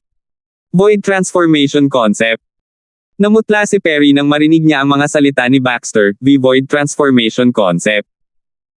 Noong una, si Perry ay nag-aalinlangan pa rin. Naisip niyang nagkamali ang kanyang amo. Gayunpaman, pagkatapos makinig sa paliwanag ni Baxter, wala siyang ibang pagpipilian kundi paniwalaan ito kahit na ayaw niyang paniwalaan ito. Oo, guro. Hindi ako magkukusa na guluhin siya sa susunod, sagot ni Perry kay Baxter pagkatapos siyang huminga ng malalim.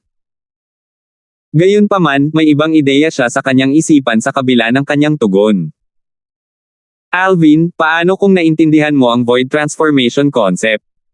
Sa oras na iyon kapag naging target ka ng lahat sa lihim na kayamanan ng Martial Emperor, mamamatay ka pa rin sa huli. Habang iniisip niya ito, isang pahiwatig ng lamig ang sumilay sa lalim ng kanyang mga mata na para bang lalamunan niya ang isang tao. Hinihiling sa kanya na paalisin si Alvin ng ganoon lang.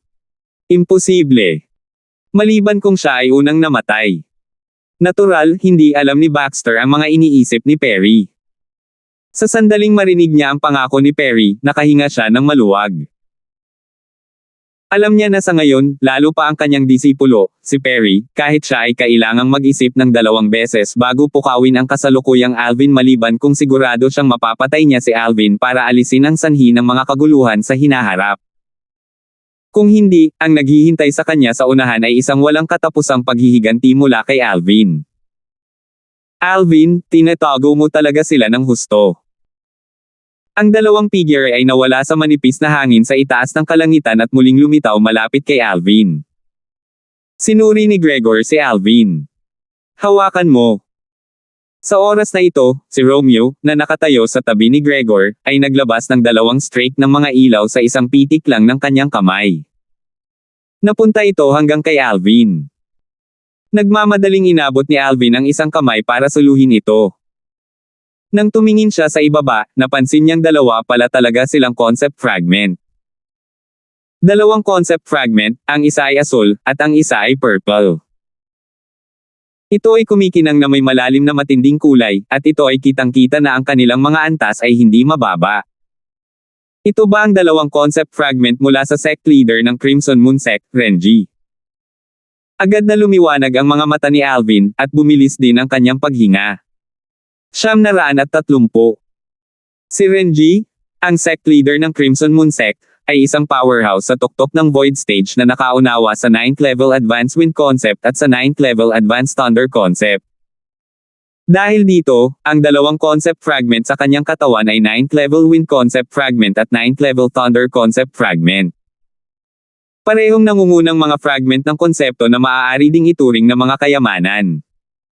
Sa pamamagitan lamang ng 2 concept fragment na ito, maitataas ni Alvin ang kanyang Wind and Thunder concept sa 9th level Advanced Stage sa lalong madaling panahon. Sa oras na iyon, maiintindihan niya ang kalaliman sa isang hakbang pa lang. Salamat, Peak Master. Agad namang nagpasalamat si Alvin kay Romeo. Pagkatapos ng lahat, ang sorpresang ito ay napakalaki talaga. Samantala, nang ang 3 iba pang Peak Masters at ang mga disipulo mula sa 5-element sect ay inilipat ang kanilang mga tingin kay Alvin, nagkaroon ng karagdagang pahiwatig ng inggit at selos. Iyon ay 2 9th level concept fragment kung tutuusin. Kahit na ang 5-element sect ay mayroon lamang ilang piraso ng concept fragment sa kanilang koleksyon. Gayunpaman, si Alvin lamang ang kasalukuyang nagmamay-ari ng 2 sa kanila. Gayunpaman, wala sa kanila ang nagsabi tungkol dito kahit na sila ay naiinggit. Isantibi ang katotohanan na iyon ay mga pagnakawan ni Romeo kaya nasa kanya na lamang kung paano niya gustong ipamahagi ang mga ito, kahit na ang mga pagnakawan ay pagmamay-ari ng sekta, mula lamang sa lakas na ipinakita ni Alvin kanina na higit na nalampasan ang iba pang mga disipulo ng 5-element sect, ginawa siyang higit na kwalipikadong mabigyan ng 2 sekta. Junior Brother Romeo, itinago mo pa ang lakas mo kaysa kay Alvin.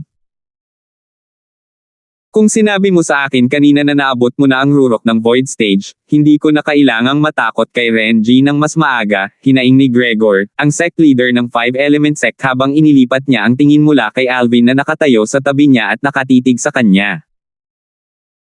Kung alam niya kanina na si Romeo ay isang powerhouse sa tuktok ng Void Stage kanina, tiyak na sabik siyang maglunsad ng pag-atake kapag lumitaw ang Crimson Moon Sect. Bilang isa sa 3 pangunahing puwersa sa silangang distrito ng Hilagang Disyerto, ang awayan sa pagitan ng 5-element sect at Crimson Moon Sect ay nagtiis sa libu-libong taon. Ang 2 pangunahing sekta ay palaging nag-iisip tungkol sa paglipol sa bawat isa sa lahat ng oras. Gayunpaman, wala sa kanila ang tunay na nanalo dahil sa pagiging pantay-pantay ng kanilang lakas. Ngayong naunawaan na ni Romeo ang 2 uri ng 9th level Void Transformation Concepts at nagtataglay ng lakas sa rurok ng Void Stage, ang balanse sa pagitan ng 2 pangunahing puwersa ay nawala.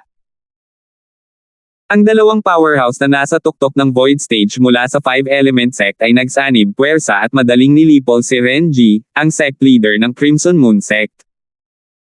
Bukod dito, napatay din nila ang 3 vice-sect leaders ng Crimson Moon Sect. Nang marinig ang mga salita ni Gregor, lahat ng tao mula sa 5-element sect ay sabay-sabay na inilipat ang kanilang atensyon mula kay Alvin patungo kay Romeo na parang naplano na nila ito noon pa man. Sa sandaling ito, si Romeo ang naging focus ng atensyon ng karamihan. Hindi ko inaasahan na si Peakmaster Romeo ay napakalakas. Mula ngayon, hindi na si Peakmaster Romeo ang pangalawang pinakamalakas na tao sa 5-element sect natin. Sa halip, isa na siyang powerhouse na kayang tumabi sa sect leader at isang taong may sapat na kakayahan para kilalanin bilang pinakamalakas na powerhouse sa 5-element sect kasama ang sect leader. Ang malas ng mga tao ng Crimson Moon sect na iyon. Lalo na iyong Renji, ang sect leader ng Crimson Moon sect, na nag-provoke sa ating 5-element sect sa simula pa lang. Wala siyang takot na iniisip na malakas ang suporta niya. Ang ekspresyon ng mukha niya nang malaman niya na ang Peakmaster Romeo ay isa ring powerhouse at the peak of the mind is still void. I saw it as well. That expression was of utter horror and fear. I'm pretty sure na pinagsisihan niya ang pag-provoke sa amin sa oras na siya ay namamatay. Ngayong patay na ang sect leader ng Crimson Moon sect, ang Crimson Moon sect ay titigil na sa pag-iral maliban sa pangalan. Pagkatapos nating bumalik mula sa lihim na kayamanan ng Martial Emperor, ang sect leader at ang iba pa ay tiyak na ganap na pupunasan ang pangalan ng Crimson Moon sect sa Cloud Continent. Nagkagulo ang bawat isa sa mga alagad ng 5-element sect. Kitang-kita sa pagitan ng kanilang mga kilay ang pananabik at kagalakan habang masiglang nag-uusap. Ang rurok ng Void Stage. Ang mga titig ng mga taong nakatitig kay Romeo ay napuno ng idealisasyon. Ang tatlo pang Peakmasters ng 5-element sect, Baxter, Furley, at Gulliver, ay tumingin kay Romeo na may masalimuot na tingin sa kanilang mga mata. Hindi sumagi sa kanilang isipan na si Romeo ay nagtataglay ng isang nakakatakot na lakas. Sa sandaling naalala nila kung paano nila tinatrato ang Woodpeak dati, hindi nila naiwas ang pagpawisan ng malamig. Maswerte na si Romeo ay hindi nag-abala at nag-abala sa kanila. Kung hindi nila siya matatalo kahit na magsanib puwersa silang tatlo. Masyadong kakilakilabot ang isang powerhouse sa tuktok ng Void Stage. Pagkatapos ng lahat, ang ibig sabihin nito ay nasa Martial Monarch Stage na ang kalahati ng kanyang paa. Sinulyapan ni Furley sina Baxter at Gulliver bago niya sinabi sa kanila gamit ang voice transmission, pareho sa 9th Void Transformation concepts na naintindihan ni Romeo ay water and fire concepts. Kahit na walang sino man sa mga alagad ng sekta ang nakakuha ng kahit anong profundity fragment mula sa Martial Emperor's Martial's concepts na naiintindihan niya ang street. Nang marinig ang kanyang paalala, sina Baxter at Gulliver ay natama ng realisasyon. Noong nakikipaglaban si Romeo kay Renji, ang sect leader ng Crimson Moon sect, ipinakita nga niya ang 9th level advanced water concept at 9th level advanced fire concept. Marahil ay makakalusot siya sa Martial Monarch stage ng isang hakbang na mas maaga kaysa sa sect leader para maging isang Martial Monarch powerhouse. Nagulat si Gulliver. Peakmaster Romeo, binabati kita. Nagpalitan ng tingin sina Furley at Gulliver bago sabay na tumingin kay Romeo at binati siya. Binati nila siya sa pagkakaroon ng lakas sa tuktok ng Void Stage. Maging si Baxter, ang Peakmaster of Firepeak na kadalasang hindi tugma kay Romeo, ay ibinaba din ang kanyang ego at binati si Romeo, congratulations. Mula sa kanyang mga salita, halata na nagpasya siyang magpasakop. Hahaha. Perry, tingnan mo ang sarili mong seryosong ekspresyon. Nagsisisi ka ba sa pagtataksil sa Woodpeak natin ngayon? Biglang umalangaw-ngaw ang tawa sa katahimikan. Ito ay walang iba kundi si Dindo na nakatayo sa malayo habang nakatingin kay Perry na may tame time na ekspresyon sa kanyang mukha. Agad na nagdilim ang mukha ni Perry habang tinitigan niya ng masama si Dindo dahil sa paglalantad ng kanyang iniisip sa harap ng napakaraming tao. Sa kabila nito, hindi siya nang ahas na sumagot. Isantibi ang katotohanang magkakaibigan sina Dindo at Alvin sa isa't isa, hindi man lang siya nang ahas na guluhin si Dindo ng mag-isa. Bagamat kailangan ni Dindo na humiram ng Earth Energy sa labanan ng 5 picks, ang kasalukuyang Dindo ay madaling talunin siya kahit na wala ang Earth Energy. Matapos lumabas sa Profound Assimilation Formation, naintindihan na ni Dindo ang 9th level Advanced Earth Concept, at nagpakita pa siya ng lakas na hindi sa anumang paraan mas mababa sa kanyang sarili noong nakikipaglaban siya sa mga tao ni Crimson Moon Sect kanina. Alam niya na ang kasalukuyang Dindo ay madaling talunin siya kahit na walang paggamit ng Earth Energy. Alvin. Nang maramdaman ni Perry ang mapanuksong tingin mula sa paligid ay lumipat sa kanyang sarili, ang kanyang mukha ay agad na naging seryoso. Ang kanyang pares ng nagyayelong mga mata ay nanlilisik kay Alvin na nakatayo sa malayo.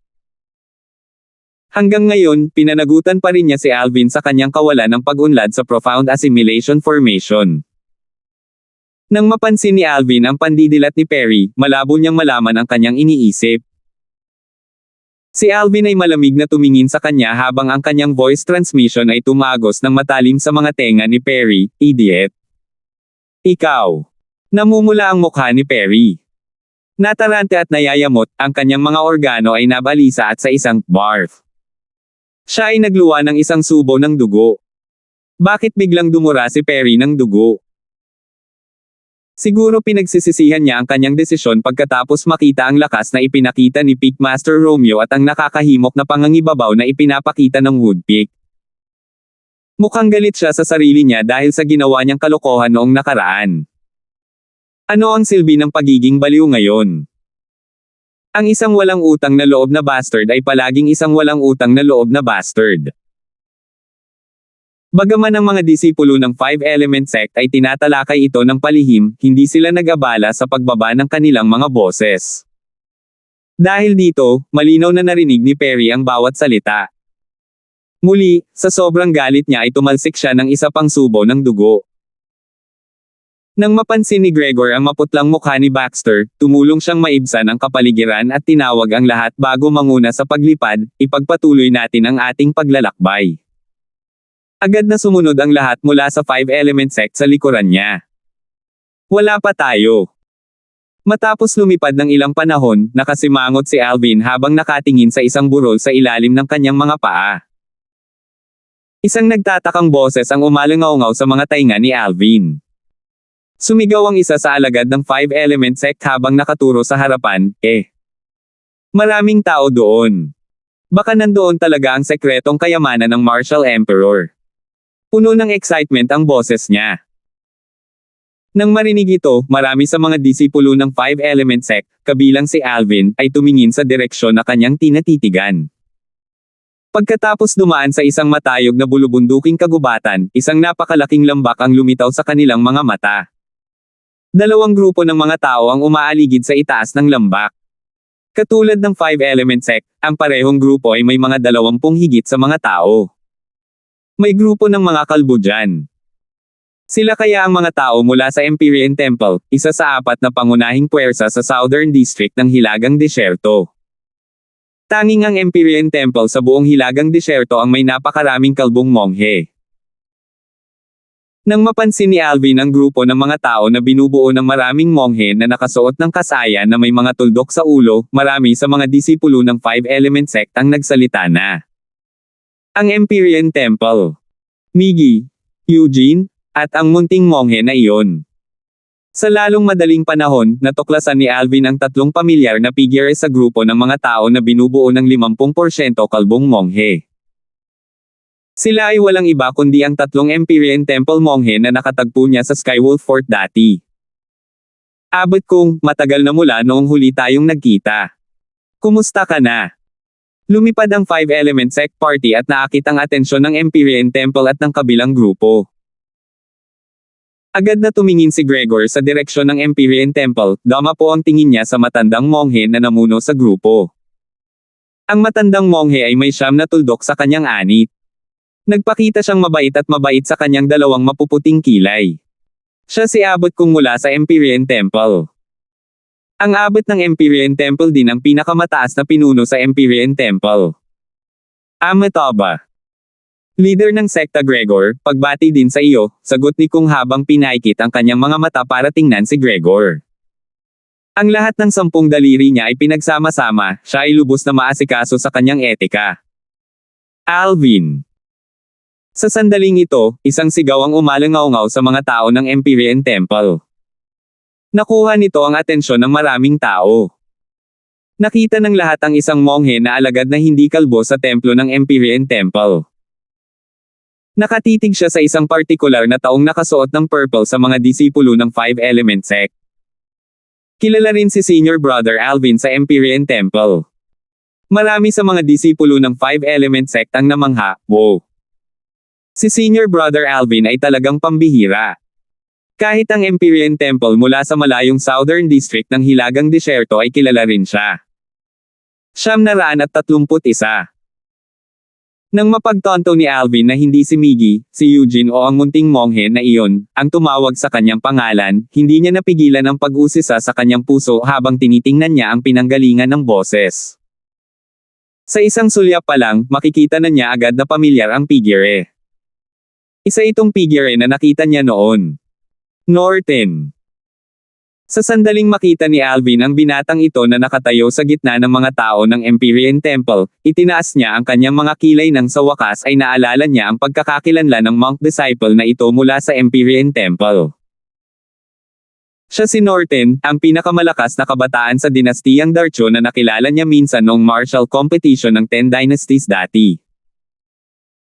Malinaw pa niyang naaalala na pagkatapos ng martial competition, si Norton ang unang tao sa mga batang talento mula sa 10 Great Dynasties na piniling sumali sa Empyrean Temple. Sa sandaling ito, hindi niya maiwasang makaramdam ng isang alon ng pagmamahal na nakilala ang isang taong dating isa sa mga batang talento sa 10 dakilang dinastiya. Alvin. Ang sigaw ni Norton ay nagulat din kina Miggy, Eugene at ang batang monghe na nakatayo sa tabi nila. Sa ilang sandali, ang kanilang mga mata ay nahulog din kay Alvin. Nagulat sila nang makita si Alvin sa grupo ng mga tao ng Five Element Sect.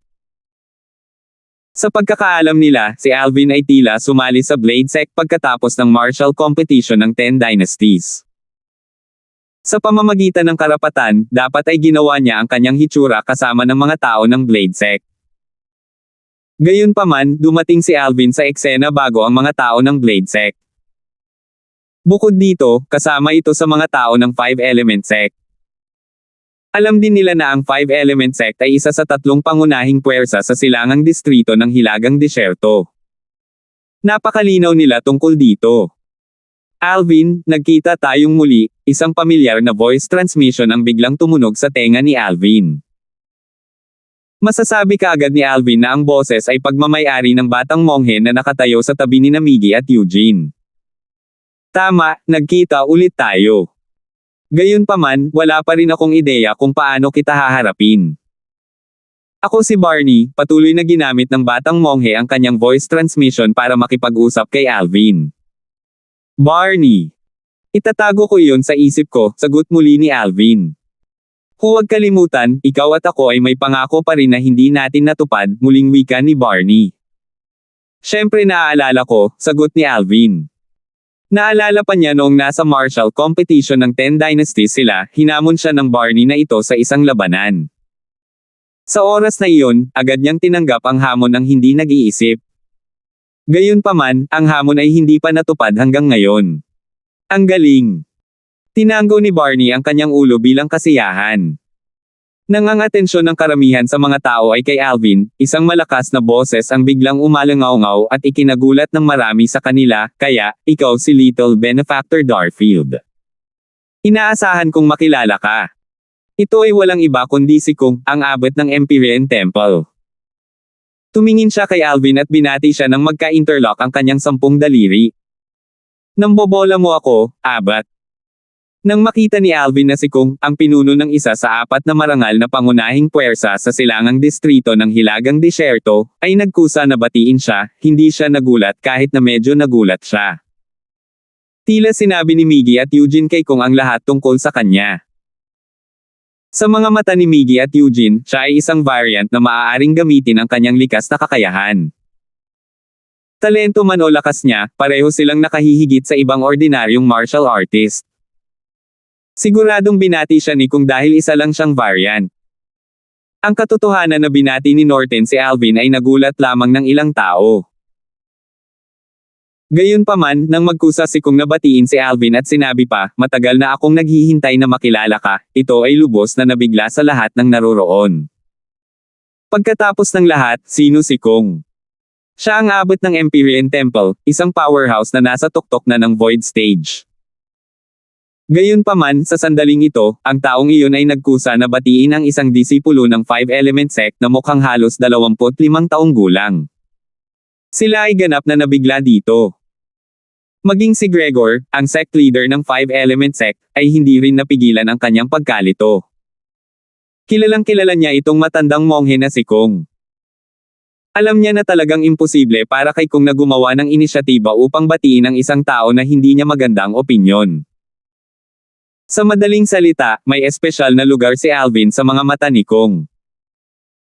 Hindi napigilan ni Gregor ang kanyang pagkamausisa kaya tinanong niya si Kong, "Abot Kong, narinig mo na ba si Alvin?" "Oo." Bahagyang tumango si Kong bago siya nagpatuloy, "Bagaman wala akong ideya kung paano sumali si Little Benefactor Darfield sa Five Element Sect, ang Five Element Sect ay magiging mas malakas sa tulong ni Little Benefactor Darfield." "Congratulations, Sect Leader Gregor." "Haha. Maganda ang mata mo, Abot Kong." Nang marinig ang kanyang mga salita, agad na tumawa si Gregor. Sa totoo lang, medyo naniniwala siya sa lakas ni Alvin. Sa sandaling ito, kung sinabi ni Alvin na siya ang pangalawang pinakamalakas na batang powerhouse sa Five Element Sect, walang sino man ang maglalakas loob na kunin ang numero 1 pwesto. Walang alinlangan, maraming tao mula sa Empyrean Temple ang nakatitig kay Alvin na may naguguluhan ding hitsura. Talagang hindi nila maisip kung bakit ang isang binata na tila mga 25 taong gulang lamang ay sapat na karapat-dapat upang makakuha ng ganoong kakaibang papuri at pagkilala mula sa kanilang Empyrean Temple's abat. Nagkamali ba ang abat? Siya lang mag-isa ang magpapalakas sa Five Element Sect. Marami sa mga monk na disipulo mula sa Empyrean Temple ang nagsama-sama ng kanilang mga ulo upang pag-usapan ang bagay na ito habang sila ay nagpahayag ng kanilang hinala. This Five Element Sect and Empyrean Temple. Parang talagang may pagkukulang kayong dalawa sa mga tao kamakailan lang. Ang isang munting bata na halos 25 taong gulang ay matatawag ding kayamanan. How ridiculous! Isang mapanuksong singgal na hindi malakas o mahina ang umalangaw-ngaw mula sa kabilang grupo sa di kalayuan. Nang marinig ang mga salita, lahat mula sa Five Element Sect at Empyrean Temple, kabilang si Alvin, ay itinoon ang atensyon sa pinanggalingan ng boses. Ang boses pala ay ang pinuno ng grupo. Isa itong matanda na nakasuot ng itim. Malayo ang mukha ng matanda, at sinabayan pa ng matalim na mata. Ang kanyang mga mata ay malamig, at napuno ang iba ng pangamba na tingnan siya sa mga mata. Katulad ng matandang iyon, ang 4 pang matandang lalaki na nakatayo sa likuran niya at ang iba pa sa 20 binata at babae ay nakasuot din ng itim. Isa pa, ang bawat isa sa kanila ay may suot na badge na nakapin sa kanilang mga dibdib. Ang lalaking namumuno sa grupo ay may badge na may disenyo ng nagninangas na araw habang ang 4 na matatandang lalaki na nakatayo sa likuran niya na nakahilera ay may mga badge na may disenyo ng buwan sa kanilang mga dibdib. Tulad ng para sa natitirang 20 kabataang lalaki at babae, ang disenyo sa kanilang mga badge ay isang bituin. Ang Sun Moon Sect. Isa sa 2 pangunahing puwersa sa kanlurang distrito ng Hilagang Disyerto. Napabuntong hininga si Gregor matapos niyang makita ang damit na suot ng grupong iyon ng mga tao. Dama po ang kanyang tingin sa matandang namumuno sa grupo bago siya nagtanong, "Ikaw ay dapat ang sect leader ng Sun Moon Sect, tama ba?" "Tama, ako ito." Walang pakialam na sagot ng matanda. "Paano kita haharapin, sect leader?" Tanong ulit ni Gregor. "Dylon," sagot ng matanda, bahagyang naiinip. "Sect leader Dylon." Tumango si Gregor bago siya muling nagtanong, "Kanina, sinabi mo ba na ang Five Element Sect ay kulang sa tao?" Ngumuso si Dylon at sumagot ng may pang-aalipusta, "Bueno, hindi ba? Isang maliit na bata pa at kayong mga taga Five Element Sect at Empyrean Temple ay tinatrato siya bilang isang kayamanan. Sa ating Sun Moon Sect, ang isang disipulo sa edad na iyon ay walang kwalipikasyon na umalis sa sekta." Pinaikit ni Gregor ang kanyang mga mata. Isang ngisi ang sumilay sa gilid ng kanyang bibig habang diretsyong nagtanong, "Isang munting bata. Parang minamaliit mo ang aming alagad, sect leader na si Dylon." I wonder kung ilan sa 20 batang disipulo mo ang maaaring manalo laban sa kanya. Nang marinig ang mga salita ni Gregor, umiling si Alvin at ngumiti. Alam niya na gustong gamitin siya ng sect leader bilang cannon fodder para turuan ng leksyon ang sect leader at ang mga disipulo ng Sun Moon Sect. Bagamat hindi siya mahilig gamitin bilang kumpe ng kanyan, hindi niya alam kung bakit sa pagkakataong ito ay hindi niya ito lubusang tumanggi. Sa katunayan, medyo inaabangan niya ito. Marahil ito ay dahil ginamit siya ni Dylon, ang sect leader ng Sun Moon Sect, bilang isang paraan upang pukawin ang Five Element Sect at Empyrean Temple kanina. Manalo laban sa kanya. Nang marinig ang mga salita ni Gregor, tumingin si Dylon kay Alvin at pinalaki siya bago siya humagalpak ng tawa. Itong batang ito lang mag-isa. Ang Sun Moon Sect ay maaaring magpadala ng sinuman sa ating mga kabataang disipulo, at ito ay higit pa sa sapat upang talunin siya. Ang singkit na mga mata ni Gregor ay biglang bumukas. Lalong lumawak ang ngiti sa kanyang mukha nang lantaran niyang itanong, kung ganoon, susubukan ba natin? Ang katapangan ni Gregor ay agad na nagulat kay Dylon. Nagsimula siyang magkaroon ng hindi malinaw na pakiramdam na may mali. Bakit? Sect Leader Dylon, don't tell me that you don't dare to give it go. Isang mapanuksong ngiti si Gregor. Sinong nagsabing hindi ako maglakas loob? Agad na nagalit si Dylon kay Gregor. Agad siyang lumingon sa disipulo ng Sun Moon Sect at malamig na sinabi, Kenzo. Lumabas ka at labanan ang batang ito mula sa Five Element Sect. Ang disipulo na tinawag ay isang binata na mukhang nasa 35 taong gulang. Siya ay may payat na figure at isang aloof na mukha. Kasabay ng kanyang itim na damit, naglabas siya ng aura ng lamig. Oo. Nang marinig ang mga salita ni Dylon, tumugon si Kenzo at lumabas ng walang pag-aalinlangan. Ang pares ng walang emosyong mga mata ay nakatutok kaagad kay Alvin. Medyo nagdilim ang mukha ni Alvin. Isang sulyap lang mula sa kalaban ay sapat na para maramdaman niya na siya ay nahulog sa isang butas ng lasaw. Ito ay maliwanag na siya ay nagtataglay ng pambihirang lakas. Sa susunod na sandali, pinalawig ni Alvin ang kanyang espiritual na enerhiya at mabilis na sinuri ang cultivation base ng kanyang kalaban. Ang ikasyam na antas na walang kabuluhang interpretasyon. Hindi sumagi sa isip ni Alvin na magiging maingat si Dylon. Bagamat simula pa lang, agad niyang hiniling sa kanyang disipulo na nasa 9th level void interpretation na labanan siya. Sa lakas na taglay ng batang disipulong ito, malamang na isa siya sa pinakamagaling sa 20 disipulo ng Sun Moon Sect. Whoosh! Sa ilalim ng mapagbantay na mga mata ng iba, si Alvin ay lumipad palabas at tumayo sa tapat ni Kenzo. Ang kanyang kalmadong mukha ay walang anumang emosyon. Sa sandaling ito, maging ang Five Element Sect o ang Empyrean Temples o ang Sun Moon Sect, bawat isa sa kanila ay matamang nakatitig sa dalawang lalaking nakakulong sa isang pagkapatas. Napuno sila ng pananabik sa labanan nilang dalawa.